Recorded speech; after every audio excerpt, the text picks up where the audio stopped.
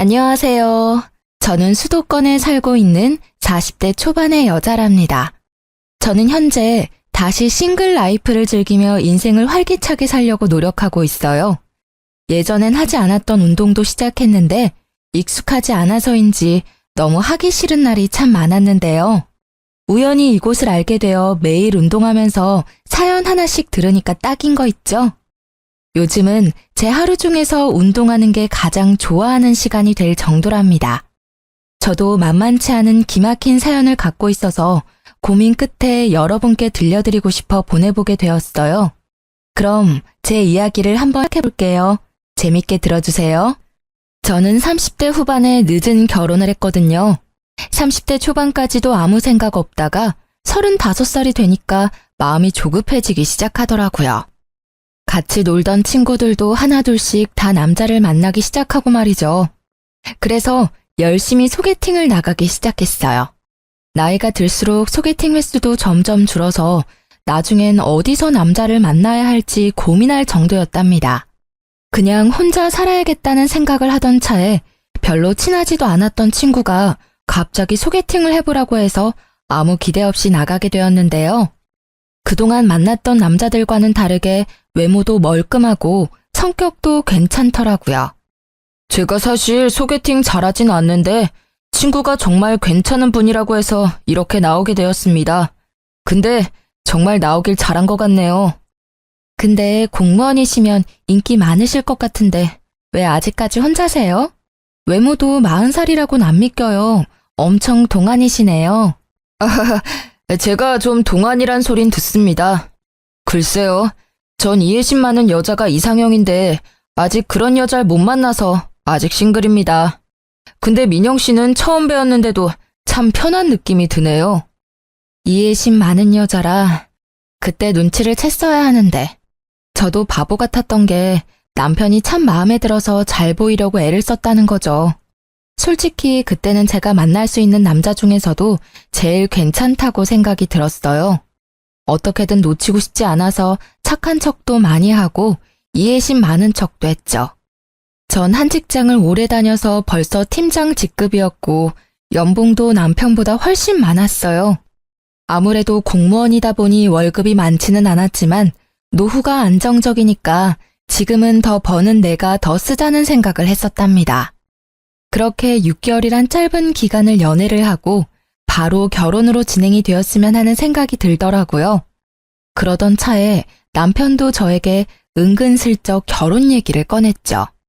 아무래도 우리 나이가 있으니까 결혼에 대한 얘기를 좀 해야 되지 않을까?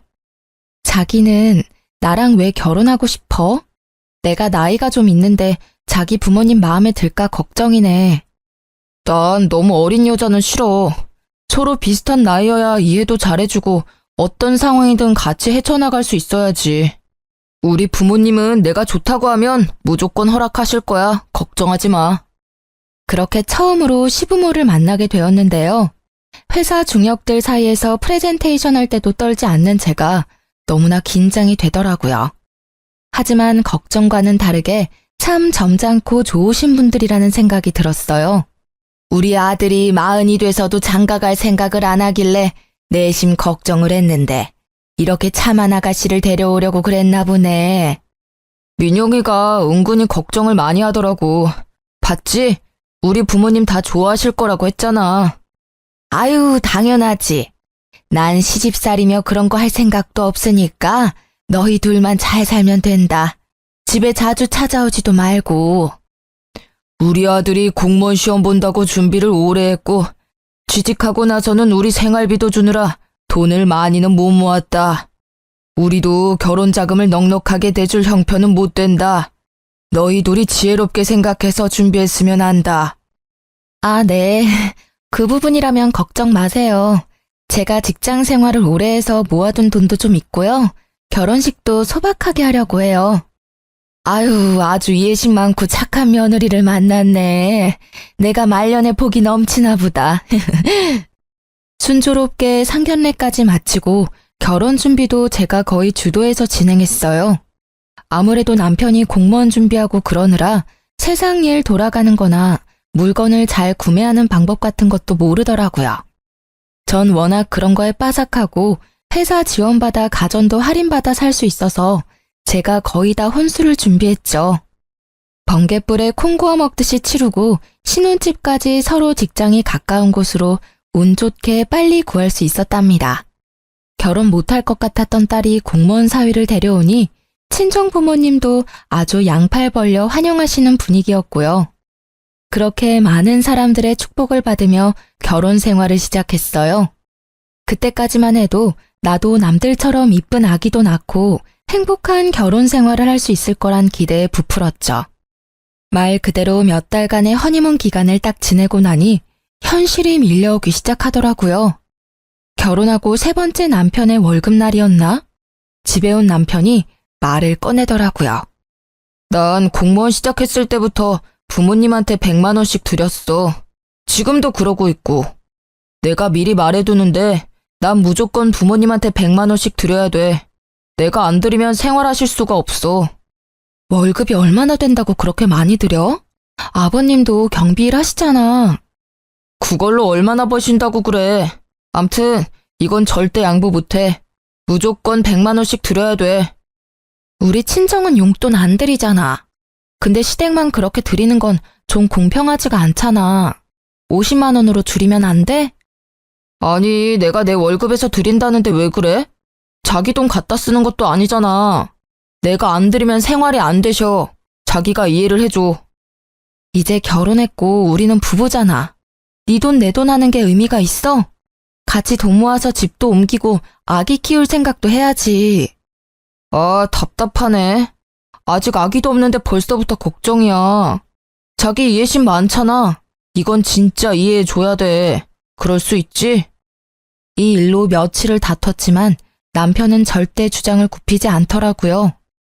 평소엔 웬만하면 져주는 사람인데 지네 부모님 용돈 문제에 있어서는 아주 무서울 정도로 고집을 부렸죠. 저는 너무 속상해서 친정 엄마에게 털어놓고 말았습니다. 너무 나쁘게만 생각하지 말고 그렇게 하도록 해.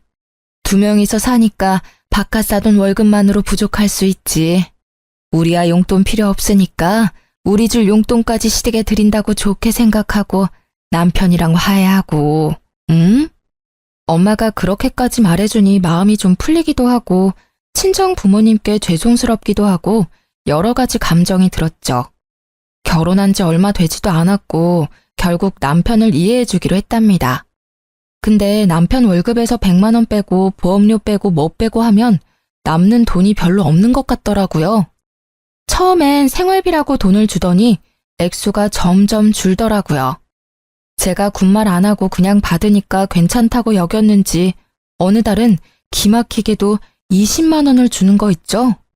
금액을 보고 순간 열이 확 뻗쳐서 남편에게 쏘아붙였답니다. 해도 너무하는 거 아니야? 시댁엔 매달 100만 원씩 주면서 지금 생활비라고 달랑 20만 원 준 거야? 이번 달에 자동차 보험료 내고 쓸 데가 좀 있었어. 당신이 나보다 더 훨씬 많이 벌잖아. 더 버는 사람이 생활비 좀 더 내면 어때서 그래? 너무 야박하게 그러지 말자. 내가 그동안 말을 안 해서 그렇지 지금까지도 내가 생활비 거의 다 부담하고 있었거든? 자기가 시켜먹는 배달비가 한 달에 얼만지 알아? 20만 원으론 배달비도 안 나와. 여자는 결혼하면 다 이렇게 무섭게 변하는 거야? 자기 참 착하고 이해심 많은 여잔 줄 알았는데 이렇게 싸붙이니까 너무 무섭다.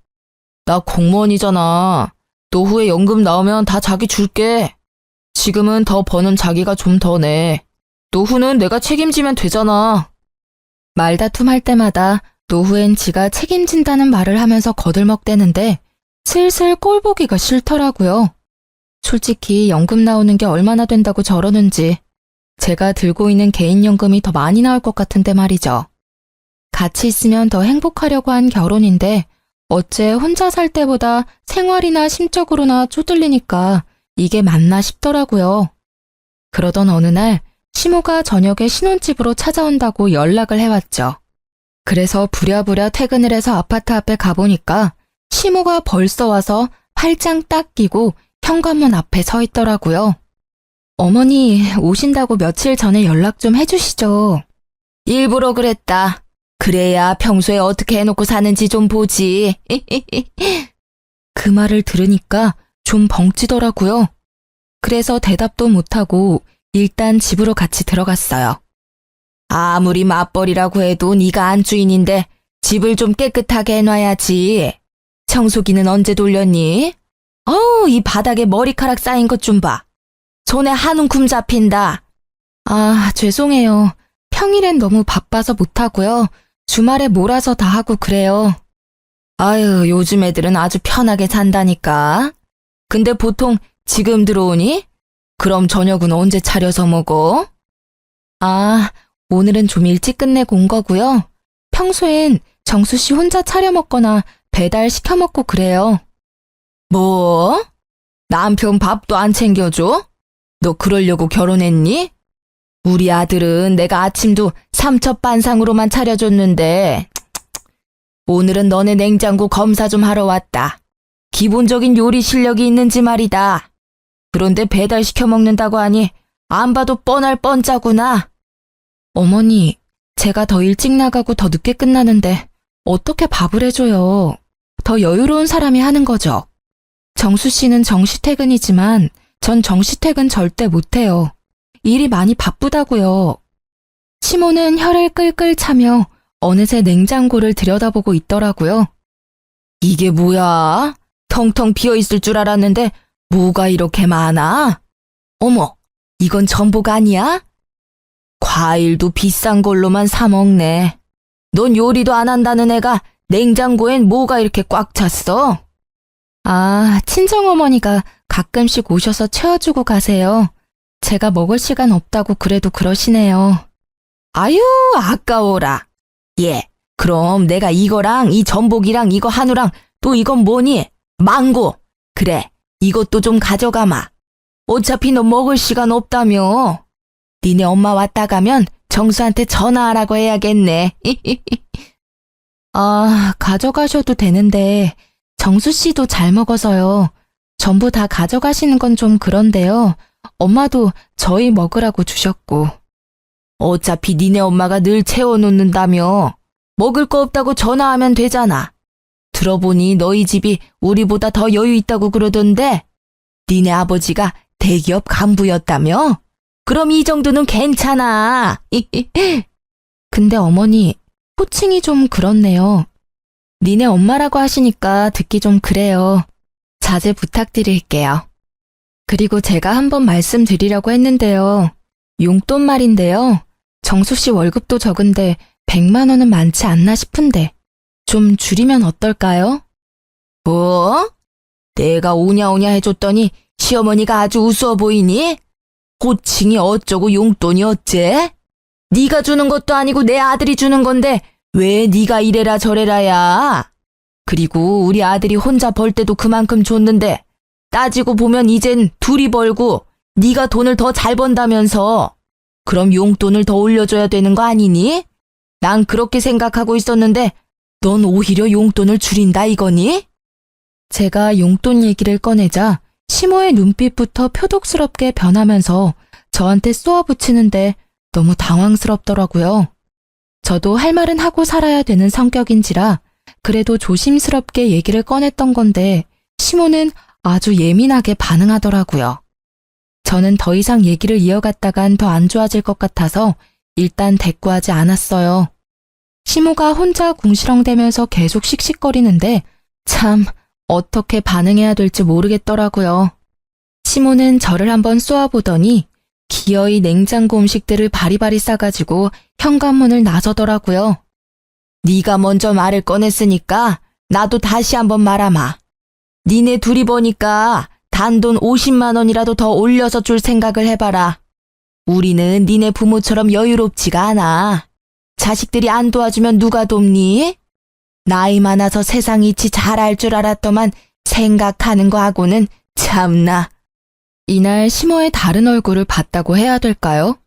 아님 본색을 알아봤다고 해야 될까요? 그동안 항상 저에게 웃어주면서 자상하게 말해주던 시모의 모습과는 완전 딴판인 얼굴을 보게 되니 어이없기도 하고 쎄한 기분이 들었어요. 시모 보기가 불편해서 되도록이면 시댁에 안 가려고 했고 그렇게 몇 달 정도를 시모와 왕래 없이 지냈답니다. 남편만 한 달에 한 번 정도 혼자 시댁에 가더라고요. 좀 웃긴 건 저한테 같이 가잔 말을 한 번도 안 하는 거 있죠? 시모도 나한테 화가 나서 데려오지 말라고 한 건지 어떤 건지 아무튼 남편만 마지막 주 주말마다 꼬박꼬박 시댁에 가서 밤늦게 돌아오곤 했어요. 시모도 용돈 액수에 대해서 남편에게 딱히 말을 한 건 아니었는지 남편도 용돈을 더 올리겠단 말은 안 하더라고요. 사실 말 꺼내면 조목조목 따지고 대판 쌓을 생각까지 하고 있었거든요. 그렇게 좀 잠잠해지나 했는데 또 다른 펀치를 정통으로 맞게 된 일이 생겼답니다. 보통 남편이 저보다 일찍 집에 들어와서 제가 우편함을 챙기는 일은 진짜 드물었거든요. 그날은 제가 배가 아파서 좀 일찍 퇴근하고 집에 들어왔어요. 우편함에 편지가 몇 개 있길래 가지고 들어왔답니다. 하나씩 우편물들을 뜯어보다가 순간 억 하고 외마디가 저도 모르게 흘러나오더라고요. 믿기지가 않아서 눈을 몇 번이나 깜빡였다가 다시 봤을 정도니까요. 남편이 제2금융권 은행에서 받은 대출이 밀려서 독촉장에 온 거였죠. 세상에, 대출 금액이 얼마였는지 아시나요? 자그마치 1억이었어요. 결혼할 때 돈 없다고 3천도 안 들고 왔으면서 빚이 1억이 있었다니. 저를 감쪽같이 속였다는 사실에 몸이 부들부들 떨리고 현기증이 나더라고요. 얼마나 그렇게 편지를 손에 꽉 쥐고 앉아 있었는지 어느새 밖이 깜깜해졌죠. 얼마 후 집에 들어온 남편이 어둠 속의 제 모습을 보고 흠칫 놀라더라고요. 아우 깜짝이야. 언제 들어왔어? 아니 왜 불을 안 켜고 그러고 있어? 당신 나한테 숨긴 거 있어 없어? 솔직하게 지금 얘기해. 내가 숨기긴 뭘 숨겼다고 그래? 참나. 아 생사람 잡지 마. 또 뭔 일인데? 이거 뭐야? 나한테 빚 있단 얘기는 없었잖아. 그것도 1억이라니. 한 달 이자가 얼마야 도대체? 이거 언제 대출 받은 건데 어디에 쓴 거냐고. 이거 내가 빚 다 갚으면 얘기하려고 했어. 내가 어릴 때 사업을 좀 해서 그때 빚이 좀 생겼어.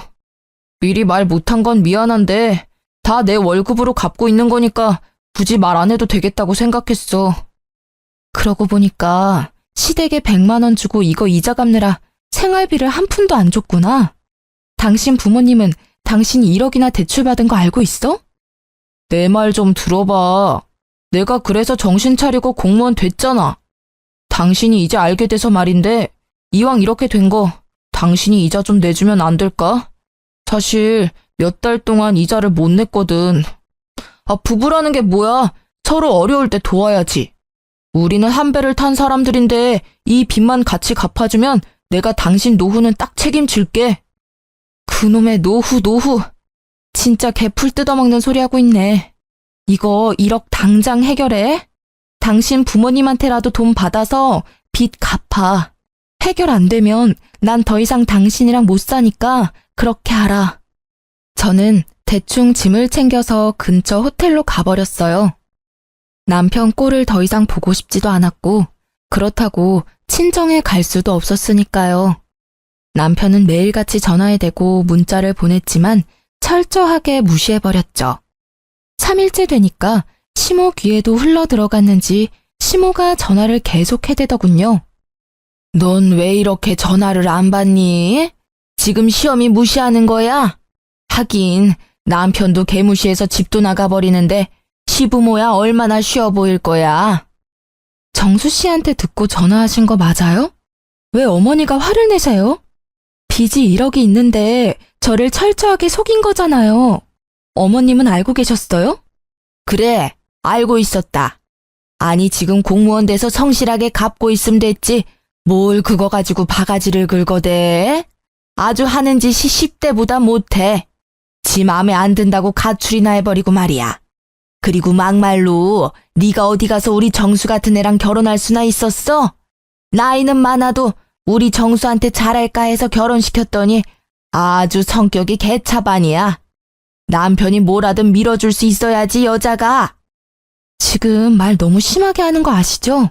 며느리 무시하는 게 좋으세요? 아무튼 저는 대출 1억을 숨긴 남자랑은 한평생 같이 못 살 것 같으니까요. 지금 사과할 거 아니면 저한테 전화하지 마세요. 저는 시모의 막말에 화가 머리끝까지 나서 전화를 거칠게 끊어버렸답니다. 혼자서 곰곰이 연애 때부터 지금까지 생각을 해보았어요. 사실 죽고 못 살 정도로 사랑해서 한 결혼도 아닌데 왜 나만 이렇게 다 맞춰줘야 하는지, 그리고 남편의 문제를 어느새 제가 다 해결을 하고 있었다는 걸 깨달았죠. 아무리 남자가 애라지만 그래도 나보다 나이도 3살이나 많은데 보호받고 대접받는다는 느낌을 전혀 받지 못하고 살아왔더라고요. 거기다 빚이 1억이라니. 계속 같이 산다면 제가 같이 갚아야 할 것 같았죠. 저는 확실하게 매듭을 짓지 않으면 이혼을 해야겠다고 결정을 내렸어요. 제 태도가 확 달라진 걸 눈치챘는지 그날 저녁부터 남편이 어떻게 알고는 호텔까지 찾아와서 납작 엎드리더라고요. 여보, 미안해. 내가 잘못했어. 빚은 내가 천천히 무슨 일이 있어도 당신한테 피해 안 주고 매달 잘 갚을게. 우리 엄마가 한 말도 너무 심각하게 생각하지 말고 제발 한 귀로 흘려들어. 어? 여보, 제발 집에 좀 가자. 화 좀 풀고, 어? 월급 받으면 용돈이다 뭐다 해서 남는 돈도 없으면서 무슨 수로 1억을 갚아. 당장 생활비 100만 원도 못 주면서. 결혼하기 전이나 지금이나 버는 돈은 똑같은데 왜 이렇게 매달 쪼들려서 살아야 되는지 이해가 안 돼. 난 이렇게 경제적으로 힘들게 살고 싶지 않아. 이럴 거면 지금 헤어지는 게 좋을 것 같아. 여보, 난 당신 사랑해. 당신 없으면 난 죽어. 제발 한 번만 용서해줘. 내가 평생 걸려서 갚더라도 절대 당신한테 피해 안 줄게. 우리가 이렇게 늦게 만난 만큼 보란 듯이 더 잘 살아야 되지 않겠어? 제발 여보, 내가 당신한테 다 맞추고 살게. 여보, 내 얼굴 봐서라도 한 번만 봐주라. 이때 진짜 뒤도 안 돌아보고 헤어졌어야 했는데 말이죠. 그놈의 미련이 뭐라고 정이 뭐라고. 제 손을 잡으며 눈물을 글썽이는 남편을 보니 마음이 약해지더라고요. 저는 몇 날 며칠을 고민하다가 남편을 한 번 더 믿어보기로 했답니다. 남편이 시댁에도 입단속을 시켰는지 시모 전화도 오지 않고 조용하더라고요. 남편이 매달 갚고 있는 이자를 꼬박꼬박 보여주니까 바보 같았던 저는 조금씩 남편의 빚도 같이 갚아주기 시작했답니다. 빨리 빚 문제를 해결하고 속 편하게 살고 싶었고 아기도 얼른 갖고 싶었거든요. 그렇게 1년쯤 지났고 명절 때만 하루 시댁에 다녀올 뿐 연락도 안 하고 사니까 세상 편하더라고요. 남편 혼자 매달 마지막 주말에 시댁에 갔다가 오는 건 여전했죠. 그래도 단 한 번도 같이 가자는 말을 안 하고 슬쩍 혼자 다녀오니까 서운하긴 하더라고요. 근데 당신은 마지막 주에 시댁에 가면서 왜 나한테 같이 가자는 말은 한 번도 안 해? 당신 우리 집 가는 거 별로 안 좋아하는 거 아니었어? 그래서 그냥 나 혼자 빨리 갔다 오는 거지. 해야 될 일도 있고. 무슨 일을 하는데? 어머님하고도 이제 좀 풀어야지. 계속 이렇게 지내는 건 나도 불편하고. 이번 달엔 나도 같이 갈까? 아니, 그럴 필요 없어. 우리 엄마는 벌써 다 잊어버리셨어. 걱정하지 마. 다음에 구정 때나 같이 가면 되지. 사실 집에 갔다가 동네 친구도 좀 만나고 오는 건데 그 정도는 괜찮지? 남편이 사람 좋은 웃음을 지으면서 얘기하는데 영 느낌이 안 좋더라고요.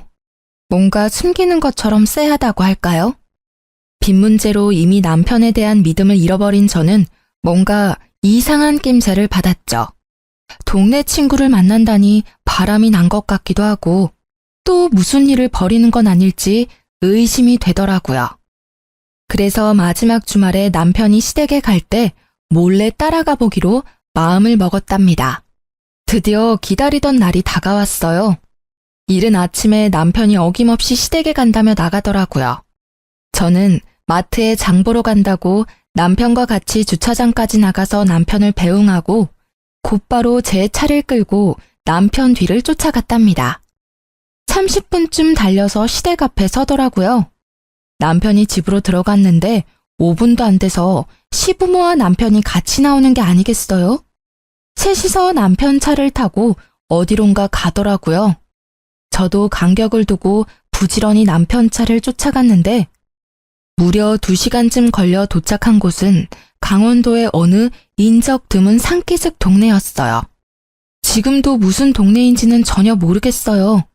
남편의 차가 적색 벽돌로 지어진 요양병원 앞에 서더라고요. 저는 남편이 주차하고 세 사람이 병원 안으로 들어가고 나서야 멀찍이 주차하고 병원으로 따라 들어갔답니다. 안으로 들어가니 이미 세 사람은 사라진 후였고 어디로 가야 할지 전혀 감을 못 잡겠더라고요. 저는 조심스럽게 접수처로 가서 남편 이름을 넌지시 말해봤어요. 아, 결혼하셨다더니 오늘은 같이 오신 거예요? 3층에 306호로 가보세요. 저는 터질 것 같은 가슴을 진정시키며 천천히 306호로 걸어갔어요. 문 앞에 서자 익숙한 세 사람의 뒷모습이 보이더라고요. 그리고 멍한 표정으로 침대에 누워서 세 사람을 보고 있는 한 남자를 봤죠. 얼굴이 남편과 꽤 닮았더군요. 저는 병실로 올라오기 전에 간호사와 나눴던 이야기가 생각나 몸이 파르르 떨려왔답니다. 결심을 마친 저는 심호흡을 한번 깊게 하고 문을 활짝 열어 제꼈어요. 세 사람이 동시에 뒤를 돌아보았는데 저를 발견하고 기함을 하더라고요. 당신이 어떻게 여길 어떻게 알고 왔어? 왜? 내가 못 올 때 왔어? 그럼 당신이 좀 말해줘봐. 여기가 도대체 어디야? 너 어떻게 알고 온 거야? 설마 너 우리 미행한 거야? 이거 아주 앙큼한 년이네. 순에 빠진 줄 알았더니 아주 무서운 애네 얘가. 무서운 건 아줌마랑 아줌마 아들이고요. 나를 까맣게 속이고 결혼을 해? 이거 사기 결혼이야. 때 되면 다 말하려고 했어. 그리고 네가 물어보기나 했어. 동생 있냐고 물어보기나 했냐고. 그걸 지금 변명이라고 해? 조현병 걸린 동생 요양병원에 입원시켜놓고 외동 아들인 척 숨기고 결혼한 게 누군데? 왜 니네 부모한테 100만 원씩 줬는지 이제 알겠네. 그래, 내가 내 월급으로 동생 병원비로 쓴다는데 네가 뭔 상관인데? 집안에 환자 있는 게 얼마나 힘든 건지 네가 알기나 해? 가뜩이나 힘들어 죽겠는데 너까지 보태지 말고 이왕 이렇게 알게 됐으니까 와서 인사나 해. 인사 같은 소리 하고 있네. 네가 결혼 못한 이유가 있었네. 네 빚도 사업 망해서 생긴 거 아니지? 너 같은 새가슴이 사업을 했을 리가 없지. 네 동생 병원비 같이 갚아줄 바보 같은 여자 찾아다녔니? 그래, 나 좋다고 쫓아다니다가 동생 정신병원에 있다니까 다 도망가더라. 그래서 당신은 놓치고 싶지 않았어.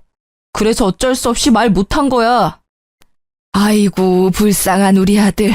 이렇게 잘났는데 동생 때문에 그 좋은 혼처 다 놓치고 결국 이런 나이 40 다 된 애 만나서 수모까지 겪고 시부모 뒤를 밟을 생각을 하다니 내가 아주 너한테 소름이 끼친다. 네가 뭘 잘했다고 여기서 큰 소리야? 꼴 보기도 싫다. 너 당장 나가. 안 나가? 시모가 악을 쓰면서 저를 병실 밖으로 밀어내기 시작했어요. 저도 지지 않고 저를 떠미는 시모의 어깨를 팍 밀어버렸답니다. 무슨 말 같지도 않은 소리를 하고 있어. 당신들이 지금 어떤 짓을 한 건지 제대로 알고나 있어? 지금 나 하나 바보 만든 걸로 이 일이 끝날 것 같아? 당신 각오해. 이유는 둘째치고 나 속이고 결혼한 거 뼈저리게 후회하게 만들어줄 테니까. 그때였어요. 침대에 누워있던 남편의 동생이 무슨 동물처럼 괴성을 지르기 시작하더라고요. 손과 발이 다 침대에 묶인 채로 말이죠. 도대체 얼마나 심각한 상태인 건지는 몰라도 침대가 부서지도록 팔을 흔들면서 열심히 소리를 질러대는데 솔직히 무섭더라고요. 시부가 의사를 부르러 나가고 시모도 지 아들이 무서운 건지 멀찍이 침대에서 떨어져 멍하니 바라만 보고 있고 남편은 씩씩대며 저를 노려보고 있는 거 있죠. 남편이 저에게 성큼성큼 다가왔어요. 네가 시끄럽게 구니까 저 새끼가 흥분해서 또 발악을 하잖아. 아, 지겨워 진짜. 이 짓을 언제까지 해야 돼? 좀만 더 있으면 내가 다 말하려고 했는데 넌 왜 여기까지 쫓아와서 이 사달을 만들고 난리야? 적반하장으로 나오는 남편의 태도를 보니 진짜 사람 같지도 않더라고요. 저는 아주 세게 남편의 뺨을 갈겨버렸습니다. 너같이 이기적이고 사이코패스 같은 놈한테 속아서 결혼한 내가 한심하다. 법원에서 보자. 제 손목을 잡으려는 남편의 팔을 세게 쳐버리고 병실을 나왔어요. 울지 않으려고 입술을 세게 깨물었지만 차로 가는 사이 벌써 눈물이 줄줄 흘러내리더라고요. 간신히 마음을 추스리고 집으로 돌아오는데 제가 당한 이 기막힌 현실이 믿어지지가 않았죠. 저도 이렇게 힘든데 도대체 이 일을 어떻게 친정 부모님한테 말을 해야 할지 정말 미치겠더라고요. 도무지 현실 같지가 않고 차라리 깨고 말 악몽이었으면 하고 바랬을 정도였어요.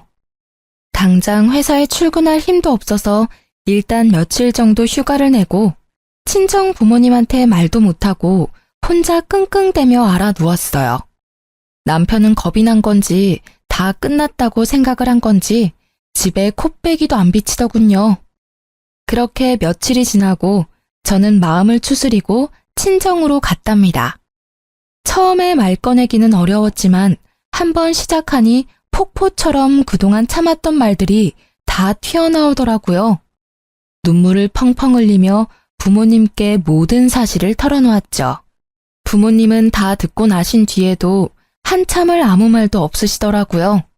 저만큼 많이 놀라고 믿기지 않으셨겠죠. 아버지가 일어나시더니 옷을 챙겨 입기 시작하셨어요. 그리곤 딱 한마디 하셨죠. 앞장서라. 그렇게 친정 부모님과 저는 시댁으로 찾아갔답니다. 친정아버지는 시부모가 문을 열어주자마자 거침없이 들어가서는 그 집안에 있는 물건들을 닥치는 대로 던지기 시작했어요. 시부가 고함을 치며 친정아버지를 막아섰고 시모가 째랑째랑한 목소리로 악을 쓰며 말을 하더라고요. 아니 이게 지금 무슨 짓이에요, 교양 없게. 다짜고짜 쳐들어와서 지금 뭐 하는 거예요? 아이고, 그렇게 교양 있는 옆에 내가 우리를 감쪽같이 속이고 사기 결혼을 시켰어? 이거 진짜 콩밥 먹어봐야 정신 차릴 옆에 내 아니야? 당신들이 무슨 짓을 저지른지 알아? 이거는 명백히 사기 결혼이야. 내가 우리 딸 인생 망친 값 톡톡히 치르게 할 거야. 알아들어? 아버님, 제가 조만간 말씀드리려고 했어요. 속인 게 아니고요. 말하는 시기를 좀 늦춘 거죠.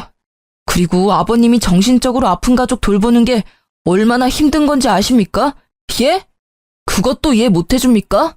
그렇게 힘든 거면 너 혼자 감당하면 되지. 왜 애꿎은 우리 애를 데려다가 네 짐을 나누려고 해? 네가 우리 애를 사랑해서 결혼한 거야? 우리 애 데려다가 네 빚 같이 갚고 병원비 같이 내려고 그런 거 아니야? 아픈 동생 있다고 이렇게 이혼을 하자는 게 말이 됩니까? 당신 이렇게 나 버리면 천하의 못된 년 되는 거야. 부부가 어려울 때 서로 도와야지 이게 이혼할 일이야? 나는 절대 이혼 못하니까 마음대로 해봐. 이건 내가 혼인 무효 소송을 걸어도 당신 할 말 없어. 천하의 못된 년? 진짜 당신의 그 어거지에 기가 막힌다. 나한테 한마디 사과도 없으면서 어떻게 그딴 식으로 말해? 이 쓰레기들하고 말이 안 통한다. 가자. 당장 이혼 소송 걸 거니까 어디 누구 말이 맞나 법원에서 가려보자고. 친정 부모님과 저는 그 길로 바로 아버지의 친구의 소개를 받아 변호사와 상담을 시작했어요. 동시에 신혼집도 바로 부동산에 내놓았답니다. 사실 시부모한텐 반반 결혼이라고 했지만 친정아버지 명의 아파트를 저희한테 살라고 주셨던 거거든요. 남자 나이 40에 3천만 원도 없는 걸 구제해줬더니 제 골수까지 빼먹으려고 작정하고 결혼한 거잖아요. 참 기가 막히죠? 아버지는 남편과 같이 살았던 아파트라 재수가 없다면서 당장 팔아버리겠다고 엄청 화를 내시며 부동산을 찾아가셨던 겁니다. 아버지가 워낙 성격이 불같은 분이라 가전들도 싹 팔아버리시고 남편 짐도 싹 정리해서 쓰레기장에 갖다 버리셨을 정도였어요. 속전속결로 정리하고 친정으로 들어가 지내면서 바로 남편에게 이혼 소장을 보냈죠. 역시나 바로 전화가 오더라고요. 너 집 비밀번호 바꿨어? 출근해야 되는데 입을 옷이 없어서 왔더니만 비밀번호 당장 말해. 들어가도 소용없어. 집 팔려고 내놨으니까.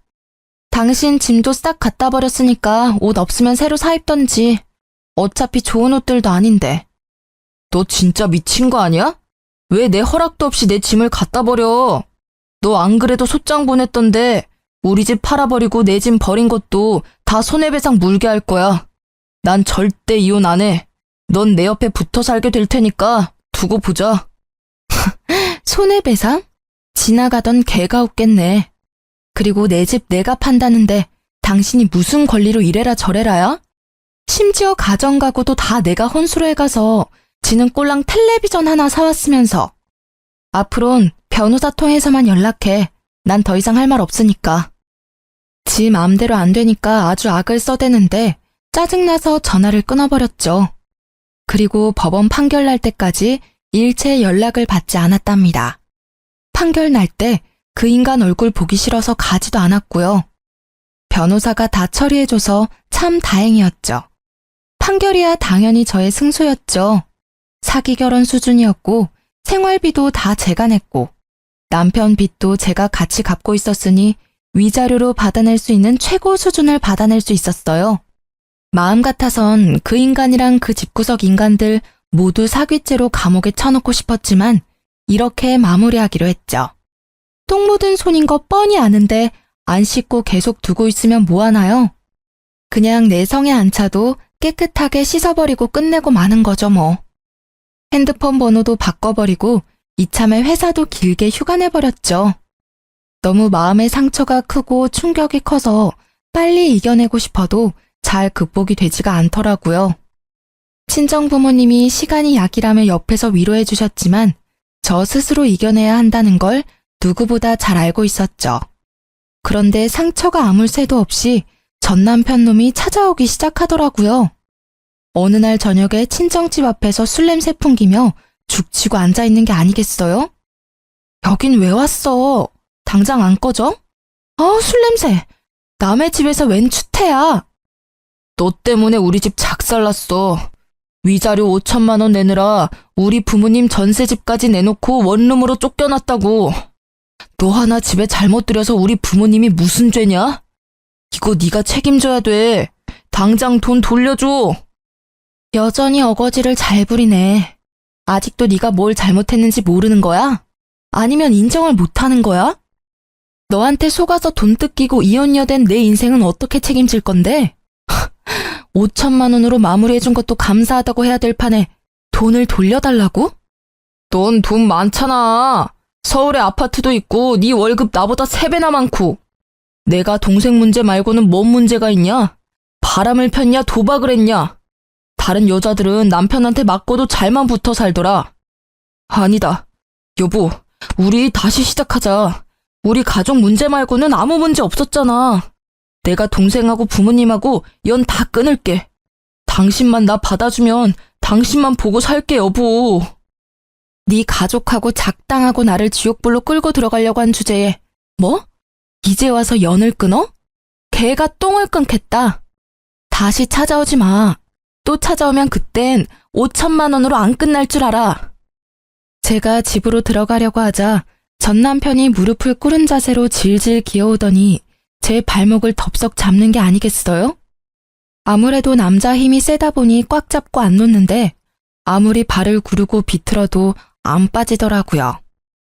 이거 안 나? 경찰 부른다? 제가 핸드폰을 들고 경찰을 부르려고 하자 전 남편이 벌떡 일어나서는 제 핸드폰을 확 빼앗아가는 거예요. 눈빛을 보니 매섭게 번뜩이고 있더라고요. 경찰 좋아하네. 이젠 뭐 범죄자까지 만들어서 직장도 잘리게 만들라고. 누구 인생을 더 조질라고 이게 진짜 보자 하니까. 전 남편이 손을 들어서 저를 때리려는 신용을 했어요. 저는 순간적으로 눈을 질끈 감았죠. 그때였어요. 쿵 하는 소리가 나서 눈을 떠보니 전 남편이 복도 구석에 처박혀 있었어요. 이 자식이 아직도 정신을 못 차리고 감히 내 집에 와서 소란을 부려? 너 오늘 내가 가만 안 둬. 다시 못 찾아오게 다리 몽둥이를 분질러 버릴라. 불같은 성격의 아버지가 무슨 짓을 하실지 몰라 얼른 막아섰죠. 괜히 이러다가 폭행죄다 뭐다 빌미만 줘요. 그냥 경찰에 바로 신고해버려요. 제가 지금 신고할게요. 신고한 지 10분도 안 돼서 경찰이 왔고 경찰이 술에 쩔어서 힘없이 앉아있는 전 남편을 데리고 갔답니다. 참 웃긴 게 혹시나 경찰서 가서 조사라도 받을까봐 굽신대면서 지가 스스로 밖으로 나가더라고요. 그렇게 전 남편과의 악연은 마무리가 되었죠. 그 후로 지금까지 다시 만나지 않았거든요. 덕분에 아주 별 경험을 다 해봤네요. 평생 안 가보던 법원의 변호사 사무실에 경찰까지 부르고 말이죠. 지금은 다 마무리가 되었어요. 다시 돌이켜보면 실제 막장 드라마보다 더한 일을 겪은 것 같아요. 제 이상형이 저를 이해해줄 수 있는 여자거든요. 이제 찾은 것 같아요. 당신은 이해심 많은 여자잖아. 이것도 이해 못해줘? 나이 차서 결혼했으면 이해할 건 이해해야지. 네가 20대니? 가끔 남편이랑 시모가 했던 말들이 머릿속에 울릴 때가 있어요. 길지 않은 결혼 기간 내내 나한테 이해하라며 내가 희생하기를 강요했던 전 남편 놈과 시부모의 가스라이팅이 얼마나 심했던지. 이혼한 지금까지도 그 생각에서 벗어나기가 쉽지 않네요. 하지만 현실은 드라마보다 더 구질구질하고 처리해야 될 일도 많고 감정적으로도 너무 힘들더라고요. 더욱 화가 나는 건 왠지 전 남편 놈은 지금도 멀쩡한 공무원인 척하면서 또 지 빚 갚아주고 병원비 대줄 다른 여자를 찾아다닐 것 같다는 생각이 들기 때문이죠. 저도 심적으로 너무 여유가 없고 결혼이 급한 상태여서 전 남편 놈의 멀쩡한 겉모습과 직업을 보고 너무 성급하게 결혼을 진행했었거든요. 그놈이 그 당시에 그런 제 모습을 보고 속으로 얼마나 바보 같다고 비웃었을지. 자다가도 그 생각만 하면 화가 뻗쳐서 벌떡 일어난답니다. 저는 지금 다시 회사에 복귀해서 전과 크게 다르지 않은 삶을 살고 있는데요. 큰 일을 한번 겪고 나니 마음가짐은 많이 달라졌어요. 이젠 외롭다고 아무나 절대 만나지 않고 혼자의 삶을 즐기려고 해요. 괜히 아닌 인연 억지로 만들어서 인생 꼬는 것보다 심심해도 평범하고 행복한 현재의 삶이 훨씬 나으니까요. 여러분도 외롭다고 성급한 결정하지 마시고 현재의 내 삶도 충분히 행복하다는 거 꼭 기억하셨으면 좋겠어요. 제 사연 어떻게 들으셨는지 모르겠네요. 모두 행복하시고 건강하세요.